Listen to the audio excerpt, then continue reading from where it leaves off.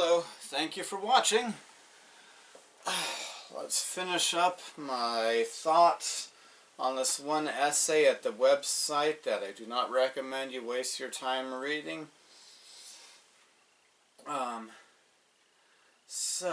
Is there any prospect for peace in this war? Can this marriage be saved? There is not a war between true science and true religion. There is a war between false religion and true religion. Or there's a war between a religion that's lying about whether it's a religion and other religions. But Ken Ham does not think that airplanes don't fly. Ken Ham does not think that a domestic chicken doesn't have a common ancestor with other domestic chickens and wild chickens.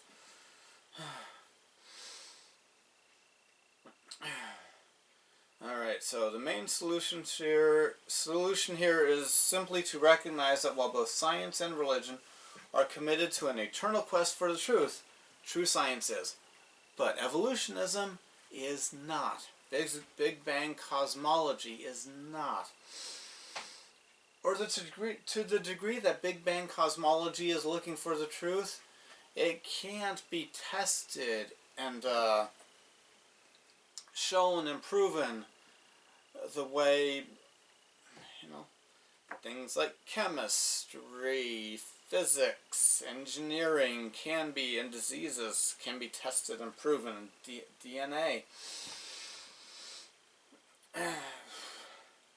Nonetheless, at the present state of human ignorance, they are better treated as two distinct worlds, since they address mostly different questions and employ mostly different methods. Wow. No, actually, I just thought of another example of false science. Another example of something that is called science that isn't is the modern transgender movement and saying there's an infinite number of genders and it's not male and female. But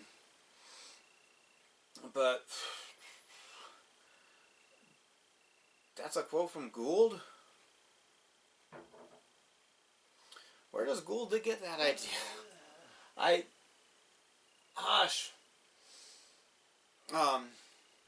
I'm 42 years old. There are a lot of scientists who do use science to prove to us that there is no sin. There are scientists who do that. So to say that they do not go after the same questions is not attached to reality. I mean, not every scientist, but there are scientists who try to prove that there is no sin and that we get to do anything. Oh boy! In the New Testament, Jesus said, "Grant unto Caesar that which is Caesar's, and unto God that which is God's." And Jesus was right about that. But this guy is wrong in the way he uses what Jesus said. He gives the advice, what's in quotes here, render unto science things that are scientific, and unto religion the things that are religious.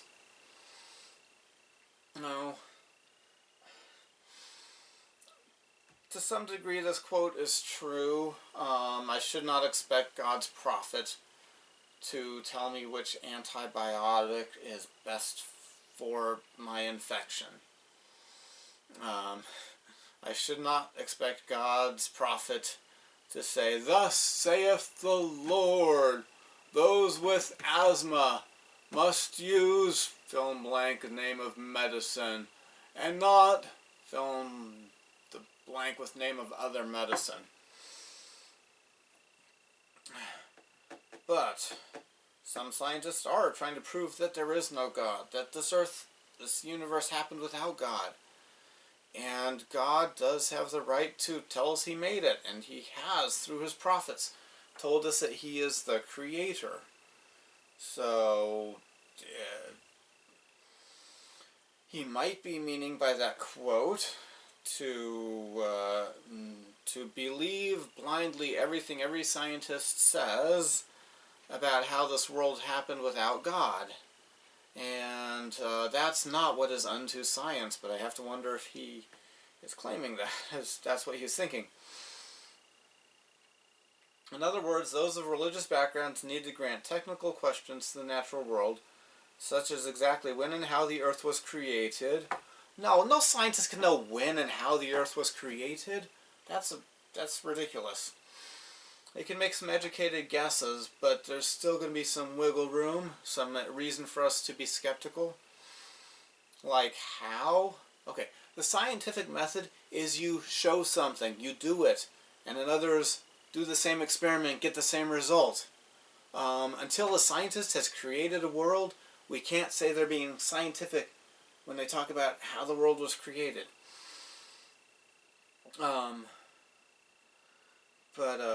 When? Well, what if there's evidence all over the map? Radiometric dating proves nothing because a creator could have created something with not old-looking rocks, or new-looking rocks, but with any combination of radioactive elements, and that's not God being deceitful if he does not make a planet of pure uranium and pure plutonium.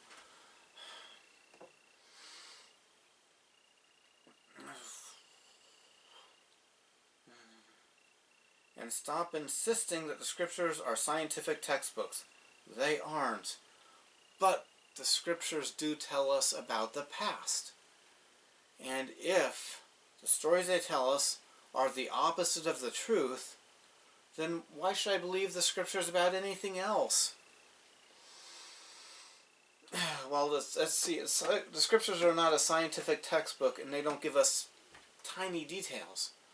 But they give us big picture stuff. For example, God made the earth. And that's not what modern science is saying. Modern science is trying to find a way to explain it so we don't need to believe in God. How can this guy not see that? I don't know.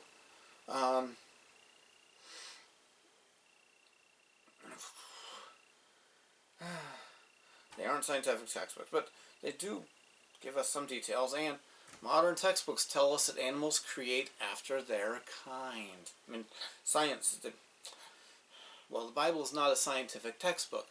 It tells us that God created the animals so they could create after their kind, so they could reproduce after their kind. That is promising us there is a limit to how much change can happen in the breeding process if you don't become highly technical and monkey around with the DNA or the deoxyribonucleic acid. So there's an example of where a big picture thing, it's not telling us exactly where the limit is. It's not telling us whether all birds have a common ancestor and you could turn a chicken into a hawk or not, but he's telling us there are some limits. And those of scientific backgrounds need to grant questions of the ultimate meaning of life and moral conduct to enlighten philosophy and religion, and stop insisting that science can displace art, music, literature, philosophy, and religion. It can't. Yes, it can. Art, music, literature, philosophy. Why can't that be replaced by science? This person, I'm confused by him. Does he love science, or does he hate it? And should I listen to scientists like Richard Dawkins? Or should I not listen to scientists like Richard Dawkins? This guy's confusing to me. Does he do... I'm feeling tempted to make a joke about him doing mind-altering drugs to come to the conclusions he's coming to. Wow. Along this line is worth recalling a lesson from the great ancient mathematician Euclid. Okay. Pharaoh so Ptolemy the First wanted to learn something, learn it quickly, and he was told there was no royal road to geometry. Okay. Oh boy. Today we see attempts to find royal roads, quick, easy paths that short-circuit the long, difficult process necessary to master a field. Some criticize and dismiss religion, even though they have never practiced religion and have never made any in-depth study of theology or religious history. They don't have to. Richard Dawkins, in case you end up seeing this, he's one of the people you're talking about here. He's saying you should shut up until you have been a devoted member of a religion for many years and gotten advanced doctorate degrees in theology. I disagree. Richard Dawkins, do not shut up. You are very wrong, but I don't see the need for you to shut up like this guy seems to. Wow. Others criticize and dismiss prevailing theories of biology, or physics, geology or physics, even though they utterly lack the specialized expertise required to make such sweeping judgments. Alright. If you got good proof of something, prove it. Don't accuse me of lacking specialized expertise if I say that doesn't make sense. It doesn't take specialized expertise. And it does take just a little bit of honesty to accept the fact that people have opinions and prejudices, and that can affect what they say, how they see things, the research they do, the conclusions they come to from the research. And so, oh wow. Both groups are equally guilty of stepping beyond their expertise and often only make fools of themselves in the public arena. Oh, wow. No, I don't see as many people making fools of themselves in the public arena as he is seeing here. I think he has made a fool of himself, the writer of this essay, in the public arena. By mischaracterizing creationists, by having an inconsistent love and hatred of science. In one sentence, he's telling me I better bow down and worship Richard Dawkins and believe everything he says, and then in another sentence, he orders Richard Dawkins to shut up. Not by name, but people like Richard Dawkins. Okay. Modern science is the most powerful tool known to explore the physical laws and procedures that govern the universe. Yet it can say nothing about fundamental moral values and the ultimate meaning of existence, nor were its methods ever designed to probe such fundamental questions. Quoting Boudry from 2018.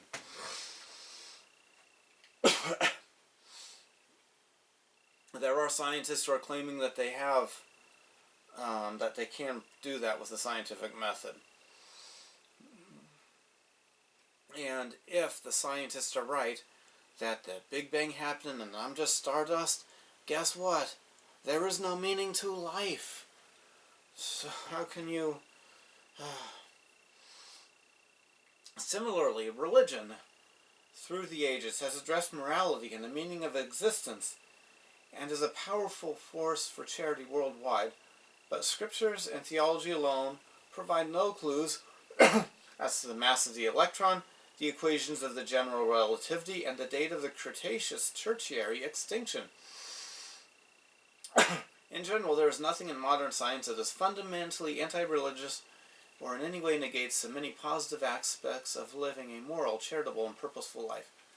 And there is nothing in modern enlightened religion that is fundamentally anti-science or should by any means stand in the way of scientific progress. Okay, I agree with some of what he wrote there, but I don't know if I agree with what he meant by it. Of course, religion should never stop scientific progress, but he used the word modern, enlightened religion. So, by modern and enlightened, does he mean people who say, the Bible's true, but it is so poetic and allegorical that I don't have to believe anything in it actually happened?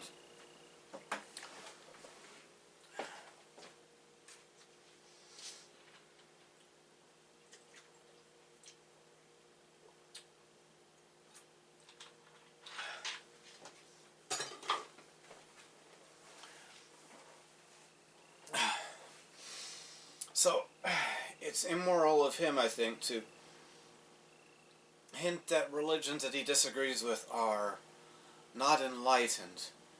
And I think this guy might be a member of my church.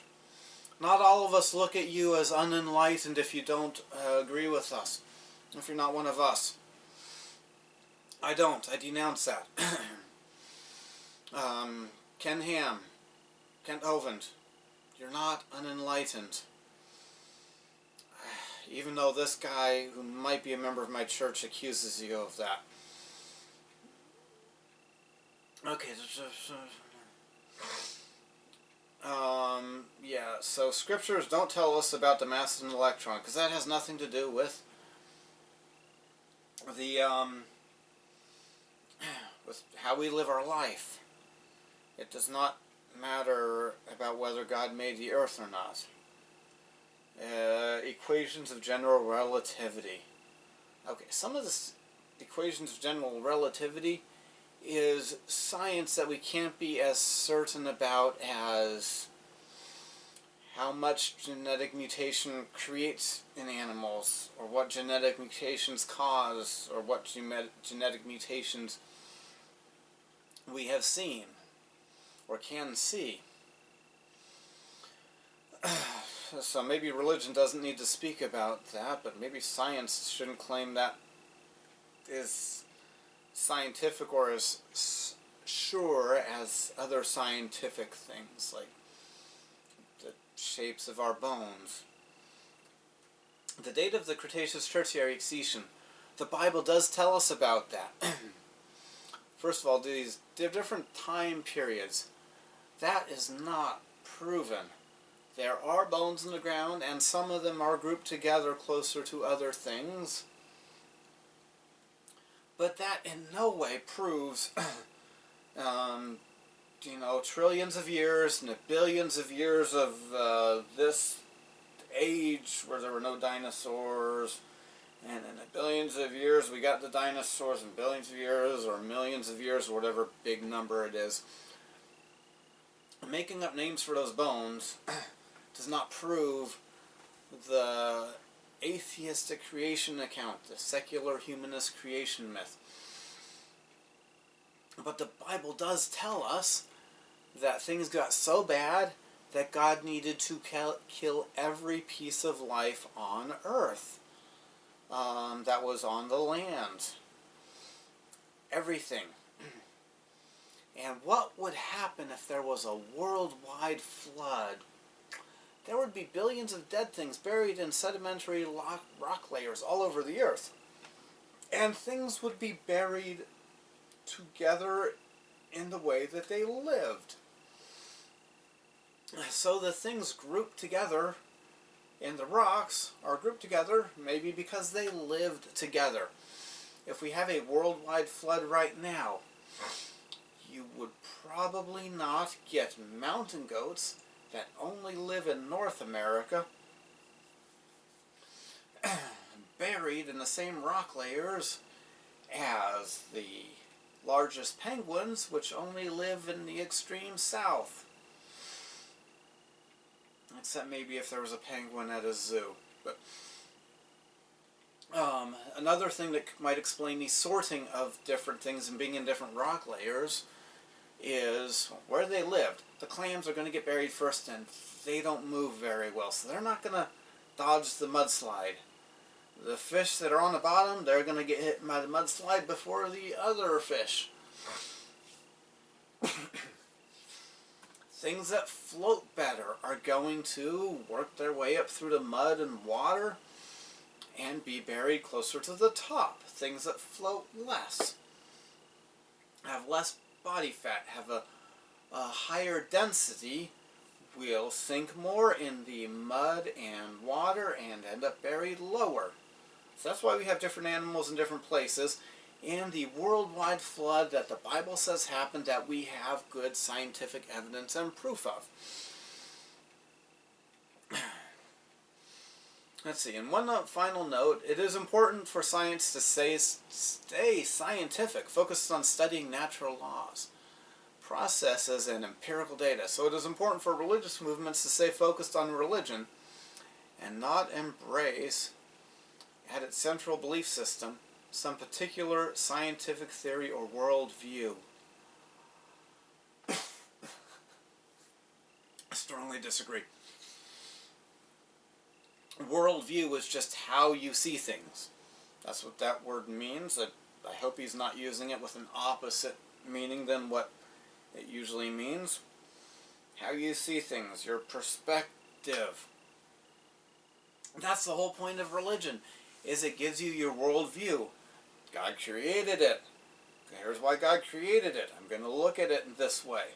There's nothing wrong with that. Why is he denouncing religions being religions? He's denouncing religions being religions. It's making no sense to me. And it's important for science to stay focused on science. I don't see anything wrong if there is a crazy false religion that teaches really bizarre physics or cosmology or biology or geology. If a scientist shows that there's not only two kinds of water in the world, there's not only salt and sweet water. There's nothing wrong with a scientist being scientific. And if that scientific truth runs into a false religion, no problem. But I'm guessing he would not want scientists to find out if there are only two kinds of water in the world that do not mix at all. In short, okay. Here's a quote from somebody named Ralston from 2006. The religion that is married to science today will be a widow tomorrow.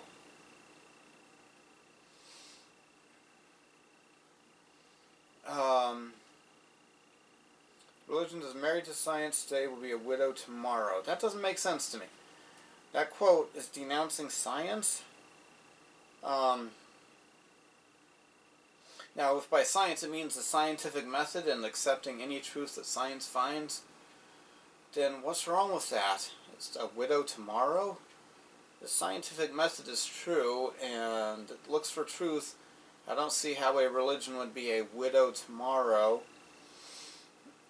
if it's trying to learn things by the scientific method that God hasn't revealed, but are not contradictory to what God has revealed. Quote, ... Rest of the quote. Religion that has too thoroughly accommodated to any science will soon be obsolete. Too thoroughly accommodated to any science will soon be obsolete. Okay, so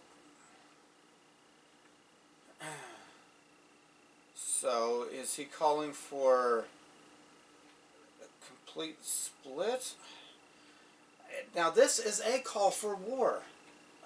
I'm not saying he's accusing us of being I'm not saying this quote, I'm not accusing it of being a call for literal, bloody, shoot them up, stab them up kind of war. But this quote sounds like it's calling for a war on religion and science, and not for everyone to get along together and search for truth.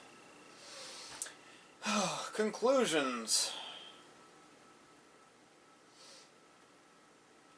In short, the consensus of the majority of respected writers from both the science and religious worlds is that not only is it counterproductive for religion and science to battle each other, it is also quite pointless. I like that quote if he would actually mean what he's saying there, but he is accusing religion of battling science when there is a religion that's lying about whether it's science that must be battled and is being battled.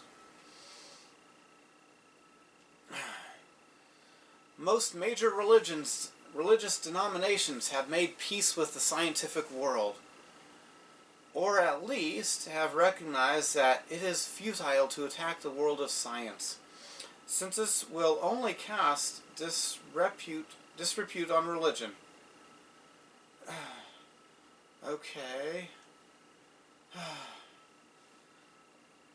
That's a ridiculous quote. If a religion calls out a scientist or a scientific theory for preaching religion and mislabeling it as science, I don't see how that should call something into disrepute. Similarly, most scientists either affirm a religious faith in some general sense or in any event recognize that it is counterproductive to attack the world of religion, since this will only result in a backlash against science. 10 million thumbs down. What the? That's ridiculous. Okay. So, some scientists are religious. Attacking the world of religion results in a backlash against science. Okay, if a scientist is being scientific and pointing out the scientific facts and scientific evidences for things, that won't result in a backlash. That won't result in a backlash. Yeah, the religious people that don't believe Richard Dawkins' same beliefs do not disbelieve him because he's not nice. They disbelieve him because he's wrong about some things. But there's no backlash against science because of that.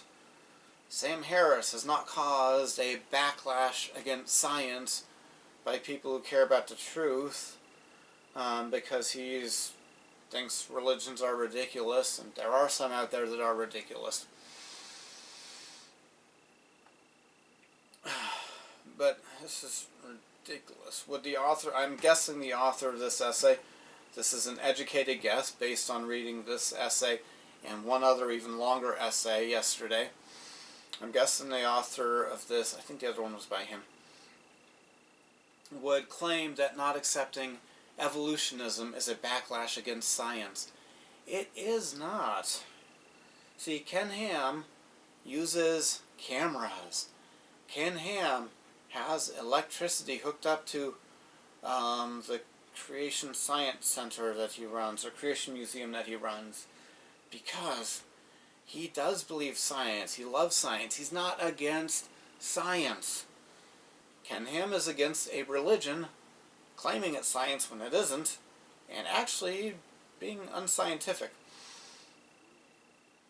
More importantly, both scientists and religious believers can stand in awe of the majesty of the universe, which is now known to be much vaster, more intricate, and more magnificent than ever before realized in human history, and that human life and civilization are far more singular and significant than anyone dreamed a few years ago. No, the universe is not more awe-inspiring now. The universe was awe-inspiring when Adam and Eve were made and they looked up at the stars and saw all the more than trillions of stars that God has made and is taken care of. It's not more magnificent. Wow.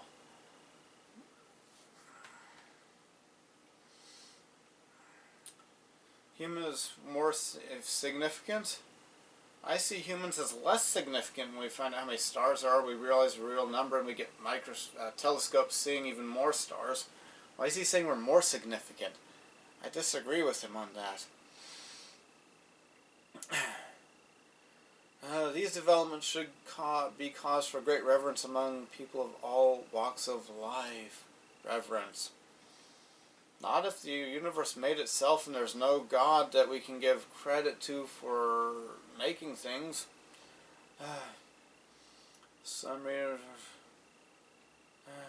Okay, he gave great credit to a psalm for being poetic.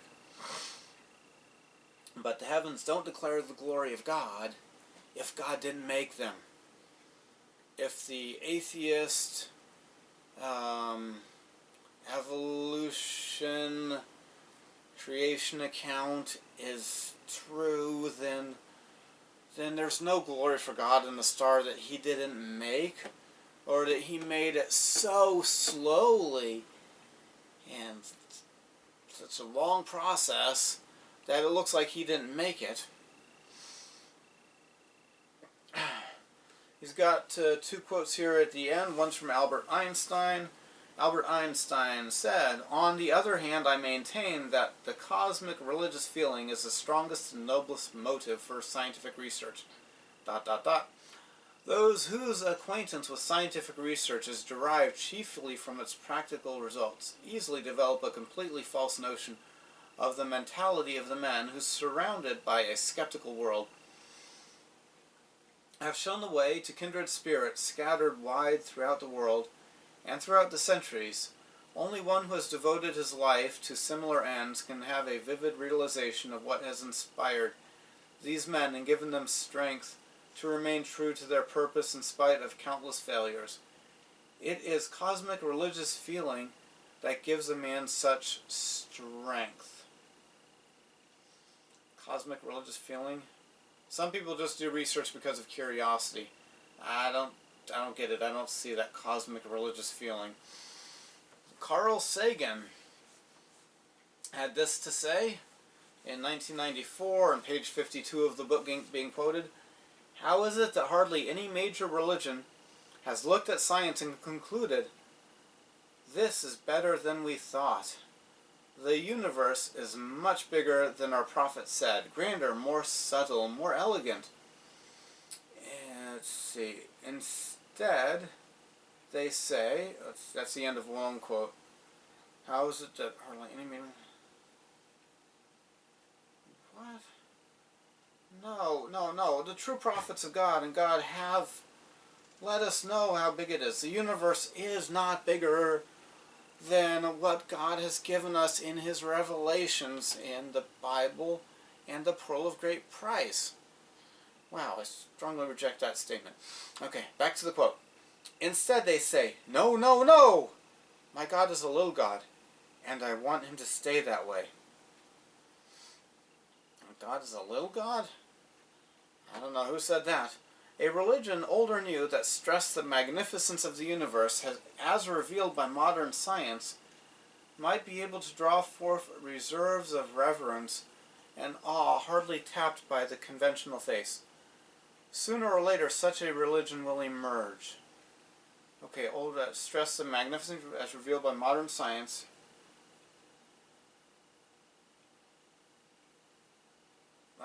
Her awe.